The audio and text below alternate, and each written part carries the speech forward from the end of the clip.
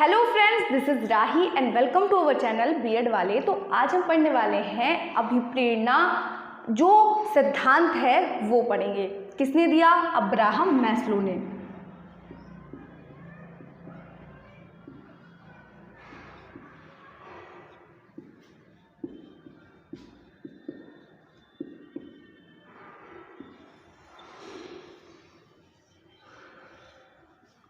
ठीक है, तो इन्होंने क्या दिया? एक सिद्धांत दिया जिसे अभिप्रेरणा का सिद्धांत कहा जाता है। आवश्यकताओं का पदानुक्रमिक सिद्धांत।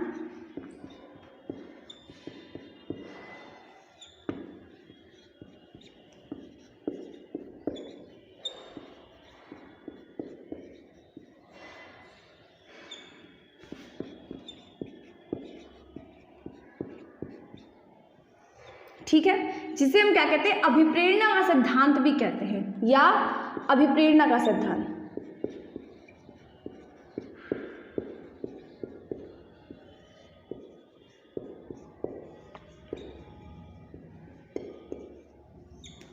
तो हम लोग बार बार अभिप्रेरणा मोटिवेशन चिल्लाते हैं। तो मोटिवेशन क्या है? लोग कहते हैं कि किसी भी चीज़ को सीखने के लिए या करने के लिए अभिप्रेरणा की ज़रूरत होती है, यानी मोटिवेशन की ज़रूरत होती है। तो मोटिवेशन है क्या? हम लोग मोटिवेशन को भी अच्छे से पढ़ेंगे पूरा विस्तार में, लेकिन आज हम यहाँ पर समझ रहे हैं अब्राहम मैस्लो की थ्योरी। तो मैं छोटा करके आपको बता देती हूँ, कुछ मेन पॉइंट को बता दूंगी कि अभिप्रेरणा क्या है, कितने प्रकार है, इसका चक्र क्या है। ठीक है, फिर हम लोग एक अलग वीडियो में अभिप्रेरणा को पूरा डीप में पढ़ेंगे। फिर ये क्या है? अब्राहम मैस्लो की थ्योरी है। ठीक है, तो सबसे पहले हम ये जान लेते हैं कि अभिप्रेरणा है क्या। ये जो हम बार बार अभिप्रेरणा यानी मोटिवेशन शब्द का प्रयोग कर रहे हैं, तो ये क्या है? तो अभिप्रेरणा क्या है? किसी भी काम को शुरू करने, उसे जारी रखने और उसे लगातार करने की प्रक्रिया जब तक हमें हमारे लक्ष्य की प्राप्ति नहीं हो जाती, उसे हम अभिप्रेरणा कहते हैं। ठीक है, अभिप्रेरणा से कई जगह मतलब आवश्यकता से भी लिया जाता है। ठीक है, समझ में आया कि जब हम किसी कार्य को शुरू करते हैं, उसे लगातार करते हैं और उसे तब तक करते रहते हैं जब तक हमें अपने लक्ष्य की प्राप्ति नहीं हो जाती है, तो उसे हम मोटिवेशन या अभिप्रेरणा कहते हैं। क्लियर है? ये दो तरीके की होती है। एक हमारी होती है आंतरिक,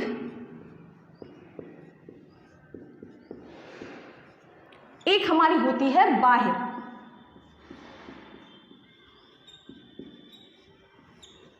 तो आंतरिक क्या है? जैसे हम एक एग्जाम्पल के थ्रू ले सकते हैं कि आंतरिक क्या है। अगर आप एग्जाम्स के लिए प्रिपरेशन कर रहे हैं, ठीक है, तो आप नंबर के लिए ना पढ़ के सीखने के लिए पढ़ रहे हैं, तो मतलब जो कारण है वो आपके अंदर है। जब कोई कार्य करने का कारण आपके अंदर होगा, आप अंदर से मोटिवेटेड होंगे, इंटरनली मोटिवेटेड होंगे, तो क्या होगा? वहां पे आंतरिक अभिप्रेरणा काम करेगी। आप नंबर के लिए नहीं पढ़ रहे हैं, आप सीखने के लिए पढ़ रहे हैं, खुद को अच्छा करने के लिए पढ़ रहे हैं, लगातार कुछ नया सीखने के लिए पढ़ रहे हैं, तो क्या है? आप आंतरिक रूप से अभिप्रेरित है।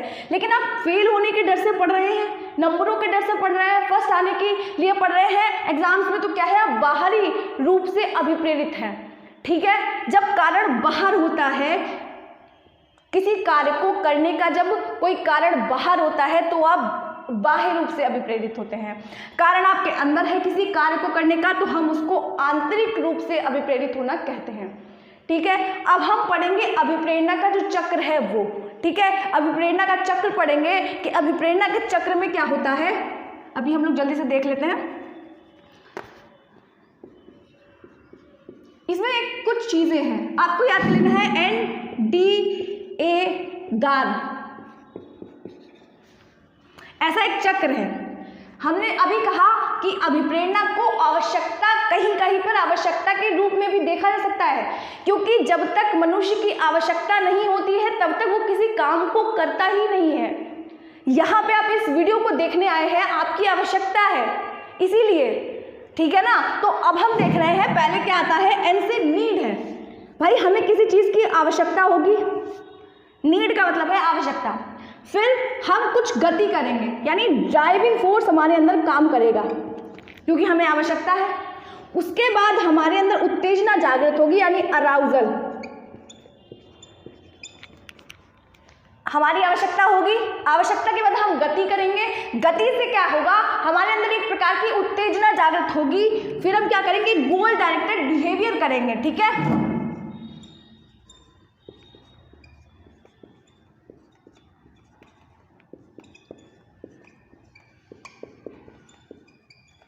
अपने लक्ष्य की तरफ बढ़ेंगे। भाई हमें किसी चीज की आवश्यकता है, आप लोगों को नौकरी की आवश्यकता है, आप क्या करेंगे, कुछ करेंगे, गति करेंगे, किताबें उठा के देखेंगे, कहीं से पढ़ेंगे, यहाँ से पढ़ रहे हैं आपके अंदर एक उत्तेजना जागृत हुई, आप क्या कर रहे हैं, गोल डायरेक्टेड बिहेवियर कर रहे हैं, यानी अपने लक्ष्य की तरफ बढ़ रहे हैं ना, तो उसको हम क्या कहेंगे, गोल डायरेक्टेड बिहेवियर कहेंगे। जब हमारा गोल डायरेक्टेड बिहेवियर हो जाएगा तो भाई हमें गोल का मिलना निश्चित है, यानी जो अचीवमेंट है वो हमारा हो जाएगा। ठीक है, हम जिस लक्ष्य को प्राप्त करना चाहते हैं वो लक्ष्य हमारा हमें प्राप्त हो जाएगा। फिर क्या होगा, reduction of, R for reduction of arousal. ठीक है, फिर क्या होगा, रिडक्शन ऑफ अराउजल, यानी आपकी जो उत्तेजना है वो शांत हो जाएगी, फिर से कोई नई आवश्यकता आएगी। इसी प्रकार एक क्रम चलता रहता है कि हमें किसी चीज़ की आवश्यकता होती है, हम गति करते हैं, हमारे अंदर उत्तेजना जागृत होती है, हम उस लक्ष्य को जब तक प्राप्त नहीं कर लेते हैं तब तक हमारे अंदर वो उत्तेजना रहती है। हम इधर उधर देखते हैं, कुछ पढ़ते हैं, या जिस भी लक्ष्य को आप प्राप्त करना चाहते हैं उसके लिए हमारे अंदर उत्तेजना जागृत होगी, हम गोल डायरेक्टेड बिहेवियर करेंगे, उस लक्ष्य की तरफ बढ़ेंगे, और जब हम सही दिशा में काम कर रहे होंगे तो हमें जाहिर सी बात है गोल यानी एक लक्ष्य की यानी अचीवमेंट की ज़रूर प्राप्ति होगी। फिर क्या होगा, वो जो उत्तेजना जागृत हुई थी आपकी आवश्यकता के साथ में, वो क्या होगी, ठंडी हो जाएगी। क्यों, क्योंकि हम किसी काम को जब हम करते हैं तो वो काम जब पूरा हो जाता है तो हम क्या करते हैं, उतना मतलब ध्यान नहीं देते, तो हमारी कोई नई आवश्यकता आ जाती है, यानी रिडक्शन ऑफ अराउजल। जब हमारी उत्तेजना शांत हो जाएगी तो हमारे मतलब पास एक नई आवश्यकता आएगी। तो इसी प्रकार क्या है, ये क्रम चलता रहेगा, ये क्या है, मोटिवेशन का चक्र है। अब हम देखेंगे अब्राहम मैस्लो को। अब्राहम मैस्लो ने ये कुछ कर, मैंने छोटा करके बताया है, अभी हम अलग एक वीडियो में अच्छे से डिस्कस करेंगे अभिप्रेरणा को। ये बहुत ही ज़्यादा इंपॉर्टेंट टॉपिक है, क्योंकि एक कक्षा में जो हमारे छात्र हैं उनका अभिप्रेरित होना बहुत ज़रूरी है, तो इसको भी हम अच्छे से समझेंगे। तो चलिए हम देखते हैं अब्राहम मैस्लो को।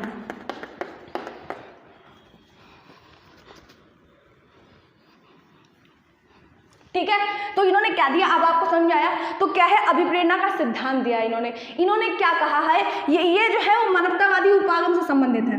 मानवतावादी क्या है, मनोवैज्ञानिक है।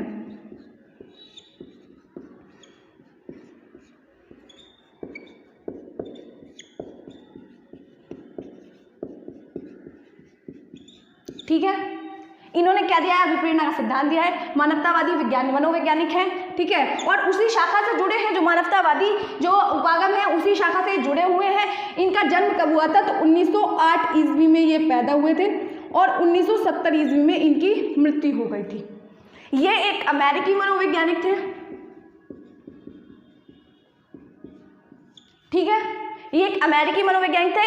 इन्होंने कहा कि जब इंसान की नीड होगी, जब इंसान की आवश्यकता होगी, तभी उसमें उत्तेजना जागृत होगी और तभी वो किसी काम को करेगा।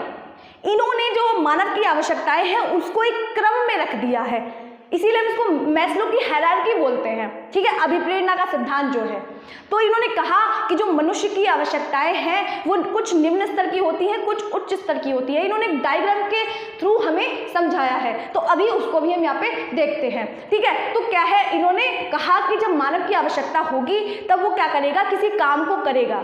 इन्होंने जो मानव की आवश्यकताएं हैं कुछ को निम्न स्तर में बांटा, कुछ को उच्च स्तर में बांटा। ठीक है, तो अब हम देखते हैं, इनकी कुछ पुस्तकें थी तो हम उनको देख लेते हैं। इनकी कुछ बुक्स थी, बुक्स में क्या है, मैं पहली नहीं कह सकते, लेकिन हाँ इनकी कुछ बुक्स इन्होंने लिखी थी, तो मैं आपको लोगों को बता देती हूँ। मोटिवेशन एंड पर्सनालिटी लिखी थी इन्होंने। खैर ये इतनी ज़्यादा इंपॉर्टेंट नहीं थी, फिर भी मैं दो आपको बता देती हूँ। दूसरी है a theory of human motivation. ये वाली जो बुक है ये बहुत ही ज़्यादा इंपॉर्टेंट है, थ्योरी ऑफ ह्यूमन मोटिवेशन। यह इन्होंने दी थी 1943 में। ठीक है, ये जो इनकी अब्राहम मैस्लो की जो दूसरी वाली बुक मैंने लिखी है, थ्योरी ऑफ ह्यूमन मोटिवेशन, 1943 में दी थी इन्होंने। इसी में इन्होंने अपना ये अभिप्रेरणा का जो सिद्धांत है वो इसमें दिया था। ठीक है, जो अब्राहम मैस्लो थे। A theory of human motivation, a theory of human motivation, साथ साथ में बोलते जाइए, याद होता जाएगा। ठीक है, 1943 में दी थी। ठीक है, 1943 में इन्होंने क्या दिया था, इस वाली बुक में अभिप्रेरणा का सिद्धांत दिया था। फिर इन्होंने क्या किया, 1900 जब हमारा 54 आया, 1954 में ये प्रकाशित हुआ। ये जो बुक थी इनकी, भाई इन्होंने 1943 ईस्वी में इस बुक में पर्सनालिटी की थ्योरी दी, सॉरी पर्सनालिटी बोल रही हूँ, मोटिवेशन की जो थ्योरी थी वो दी इन्होंने। उसके बाद इन्होंने क्या किया, 1954 ईस्वी में ये जो बुक थी वो इनकी प्रकाशित हुई। और 1959 ईस्वी में क्या हुआ, इसमें संशोधन किए गए। ठीक है, इस वाले जो सिद्धांत है उसको और भी कई कहते हैं, पदानुक्रमिक आवश्यकताओं का सिद्धांत कहते हैं, मांग एवं पूर्ति का सिद्धांत कहते हैं, मानवतावादी आवश्यकताओं का सिद्धांत कहते हैं। तो इनके सिद्धांत को और भी कई सारे नाम दिए गए हैं। तो अब हम इनके मतलब जो इन्होंने हायरार्की दी है तो उसको एक चित्र के माध्यम से समझेंगे कि जो मनुष्य होता है उसकी निम्न स्तर की आवश्यकताएं कौन सी होती हैं, उसकी उच्च स्तर की आवश्यकताएं कौन सी होती हैं। तो चलिए देखते हैं। अब्राहम मैस्लो ने कुछ अपनी मतलब आवश्यकताओं के बारे में बताया था जो मनुष्य है, और उन्होंने उसको जो मनुष्य की आवश्यकताएं हैं उनको निम्न और उच्च स्तर में बांटा था। ठीक है, तो इनका मानना था कि जब तक जो मनुष्य है उसकी बेसिक नीड्स पूरी नहीं होती तब तक वो अपने ऊपर वाले लेवल पे सोच ही नहीं सकता। ठीक है, उनकी जो निम्न स्तर की आवश्यकताएं हैं, जो मनुष्य है उसकी निम्न स्तर की आवश्यकताओं का पूरा होना जरूरी है। तो इनके यानी जो मैस्लो की हायरार्की है उसमें इन्होंने सबसे पहले नीचे से ऊपर तक चलता है।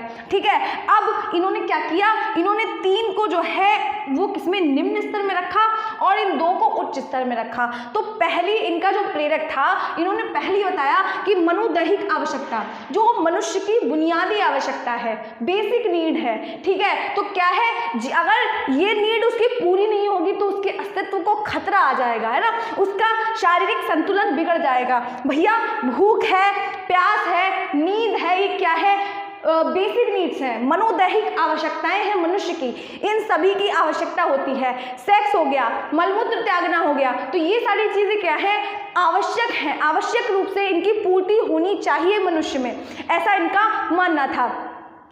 अगर उसे कहीं से भोजन नहीं मिलता है तो वो क्या करेगा, तो वो इधर उधर जाएगा, कहीं ना कहीं से किसी ना किसी तरीके से क्या होगा, वो भोजन को प्राप्त करेगा। अब भाई बच्चा भूखा है, ठीक है, और कह दो ABCD पढ़ ले, तो कैसे पढ़ लेगा वो, तो उसकी फिजिकल नीड्स का भी पूरा होना ज़रूरी है। तो अभी जो सरकार है उसने 15 अगस्त 1995 ईस्वी में मिड डे मील शुरू किया था। ठीक है, हाँ आई थिंक, हाँ 1995 ईस्वी में क्या किया था, मिड डे मील की शुरुआत की थी। ठीक है, तो उसमें क्या था, बच्चों को फ्री में खाना मिलता था। ठीक है, तो क्या है, उनकी फिजिकल नीड से संबंधित है। जो माता पिता होते हैं वो भूख की वजह से अपने बच्चों को बेच देते हैं, तो कौन सी उनकी नीड्स पूरी नहीं हो रही है, तो यानी मनोदैहिक आवश्यकताएं उनकी पूरी नहीं हो रही है। नींद का होना जरूरी है, नींद का पूरा करना जरूरी है, बिना नींद के काम नहीं चलने वाला। ठीक है, प्यास लगी है तो पानी पीना भैया, उसकी तृप्ति जरूरी है। यानी जो मैस्लो थे उनका मानना था कि अगर प्राथमिक स्तर की आवश्यकताएं पूरी नहीं हो रही हैं तो जो मनुष्य है वो उच्च स्तर की आवश्यकताओं की प्राप्ति नहीं कर सकता। अंतर्गत आते हैं, तभी उच्च स्तर की जो आवश्यकताएं हैं पूरी होंगी जब निम्न स्तर की सारी आवश्यकताएं पूरी हो जाएंगी। ठीक है, अगला इन्होंने बताया सुरक्षा प्रेरक, जब उसकी मनोदैहिक आवश्यकताएं यानी जो बेसिक नीड्स हैं, उसकी जो फिजिकल नीड्स हैं, ठीक है, वो पूरी हो जाती है, जो शारीरिक आवश्यकताएं हैं उसकी पूरी हो जाती हैं, तो क्या है, वो सुरक्षा के प्रति जो है वो मतलब प्रेरित होता है, सुरक्षित रहना चाहता है। उसकी जो फिजिकल नीड्स हैं वो पूरी हो गई हैं, इसीलिए वो क्या करेगा, वो सुरक्षित रहना चाहेगा, जीवित रहना चाहेगा। ठीक है, तो क्या है, वो हर संभव प्रयास करेगा जिससे कि उसके जीवन को खतरा ना हो। ठीक है, हर तरीके के संभव प्रयास करता है, और जो प्रेरक है वो सहायता करते हैं, जो ये जो सुरक्षा प्रेरक है उसे सहायता करता है, जो भी आगे आने वाली जो समस्याएं हैं उनमें जो है ये सुरक्षा प्रेरक उसकी सहायता करेगा। समाज में रहते हैं भाई, जीवन एक संघर्ष है, जीवन में कई सारी समस्याएं आती रहती हैं, तो ये जो सुरक्षा प्रेरक होगा तो वो उसे क्या करेगा भाई, आगे जीवन के लिए तैयार करेगा जो भी व्यक्ति है। अब ये जो सुरक्षा प्रेरक की जो मतलब भावना है वो ज़्यादातर बड़ों में ना देखकर बच्चों में देखी जाती है। बच्चे बहुत ज़्यादा इस बात के लिए प्रेरित रहते हैं या उनकी आवश्यकता होती है। ठीक है, कि वो सुरक्षित रहना चाहते हैं बहुत ज़्यादा, है ना। तो छोटे बच्चों में ज़्यादा देखी जाती है, बड़ों में उतनी नहीं देखी जाती है, वैसे तो ये सभी में देखी जाएगी, ठीक है। तो जब उसकी फिजिकल नीड्स पूरी हो जाएंगी, उसकी सेफ्टी नीड्स पूरी हो जाएंगी, तब उसे चाहिए होगा लव एंड बिलोंगिंगनेस, ठीक है। समाज में चाहेगा उसकी लोग केयर करें, है ना, उसे लोग प्यार दें, क्या है, अपने संबंधियों के साथ में, पड़ोसियों के साथ में, जो उसके दोस्त हैं, सगे संबंधी हैं, उनके साथ क्या करता है, वो सहानुभूति का, प्यार का व्यवहार करता है ना, ताकि वो चाहता है लोग हमसे प्यार करें, हम लोगों से प्यार करें, है ना। शादी वगैरह जो रिश्ते हैं वो इस वाली स्टेज में आते हैं कि वो नहीं, एक सिद्धांत उस पर काम करता है, लिव एंड लेट लिव, ठीक है। तो इस सिद्धांत पे काम करता है वो। तो क्या है, वो क्या चाहेगा, वो किसी का हो जाए या कोई उसका हो जाए, है ना, मतलब शादी वगैरह इसी वाली स्टेज में आ जाती है। अब जब उसकी जो बेसिक नीड्स है, जो नीचे वाली जो स्तर की आवश्यकताएं हैं, निम्न स्तर की जो आवश्यकताएं हैं वो पूरी हो जाती हैं, तब वो आ पाता है ऊपर वाले स्तर पे, यानी आत्मसम्मान चाहता है। प्यार के साथ साथ भाई समाज में रहता है, तो वो प्यार के साथ साथ क्या चाहेगा, आत्मसम्मान भी चाहता है कि लोग उसका सम्मान करें, है ना। खाली प्यार से काम नहीं चलेगा, अब उसे आत्मसम्मान भी चाहिए, यानी सेल्फ एस्टीम चाहिए उसे। फिर क्या है, वो चाहेगा कि लोग उसका सम्मान करें, वो सारे ऐसे प्रयास करेगा ताकि उसकी बेइज्जती ना हो कहीं से, है ना। उसे सम्मान चाहिए, उसे ऐसा अपमान नहीं चाहिए, उसकी बेइज्जती ना हो, वो ये ऐसे सारे प्रयास करता है। उसे क्या है, इस प्रकार की शक्ति चाहिए कि वो स्वामित्व कर सके, नेतृत्व कर सके, वो स्वतंत्र रह सके, ठीक है, कोई से रोके टोके ना। वो क्या करे, अपने आप से संतुष्टि लेना चाहता है, मतलब अपने आप से जो भी वो काम कर रहा है उसे करने दो, मतलब वो ये चाहता है ना। तो क्या है, आत्मसम्मान चाहेगा और लोग उसकी इज्जत करें, इस वाली स्टेज में ये होगा। ये क्या है, उच्च स्तर की आवश्यकता है, ठीक है। इसमें क्या होगा, अगर वो आत्मसम्मान जो भावना है वो उसके अंदर नहीं आ पाई, वो विकसित नहीं कर पाया, तो उसमें हीनता की भावना आ जाती है, उसे आत्मसम्मान नहीं मिल पाया तो क्या है, उसमें हीनता की भावना आ जाती है। उसके बाद जब आत्मसम्मान के प्राप्त कर लेता है तो उसके बाद सेल्फ एक्चुअलाइजेशन यानी आत्म अनुभूति को प्राप्त करता है।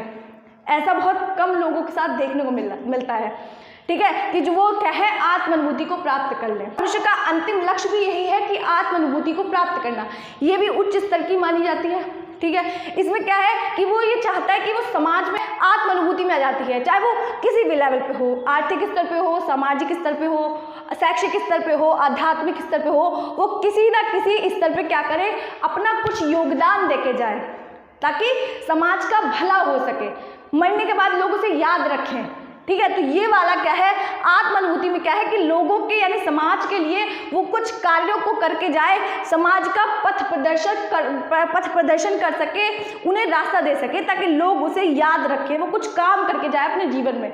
उसके जीवन का लक्ष्य क्या था ये पता करना, सेल्फ एक्चुअलाइजेशन, ठीक है। तो जो आत्म अनुभूति प्रेरक है, तो मैस्लो कहते हैं आत्म अनुभूति का मतलब है कि एक संगीतकार को, अगर आपको गाना सुनना पसंद है तो आप गाने गाइए, मतलब उस फील्ड में अच्छा कीजिए। आपको चित्रकारी करना पसंद है तो आप चित्रकारी कीजिए। मैस्लो के अकॉर्डिंग इंसान को वही करना चाहिए जिसमें उसे मज़ा आता है, आत्मसंतुष्टि होती है, उसी को उन्होंने आत्म अनुभूति कह दिया है। भाई पढ़ाना अच्छा लगता है हमें, है ना, तो हम क्या कर रहे हैं, हमें संतुष्टि प्राप्त हो रही है। यानी जो मैस्लो है वो ये कहते हैं कि इंसान को वही काम करना चाहिए, वही होना चाहिए कि जो वो एक्चुअली में होना चाहता है। सिंगर बनना चाहते हैं तो सिंगर बनना चाहते हैं तो सिंगर ही बनिए ना। आप टीचर बनने जा रहे हैं तो ये तो आपको आत्मसंतुष्टि नहीं होगी ना, आप उस काम को मन से कर ही नहीं पाएंगे। तो मैस्लो का कहना है इंसान को वही होना चाहिए जो वो बनना चाहता है। तो क्या है, हमें आत्म अनुभूति की प्राप्ति हो जाएगी, यानी आत्मसंतुष्टि हो जाएगी। ये सारे जो मतलब आवश्यकताएं हैं वो आपस में जुड़ी हुई हैं, जो कि मनुष्य को उसके लक्ष्य की तरफ बढ़ने के लिए अग्रसर करती हैं। तो आज हमने पढ़ा मैस्लो की जो हायरार्की थी वो पढ़ी, यानी अभिप्रेरणा का सिद्धांत पढ़ा। अगर वीडियो अच्छी लगी हो तो वीडियो को लाइक करना, चैनल को सब्सक्राइब करना मत भूलिएगा। मिलते हैं नेक्स्ट वीडियो।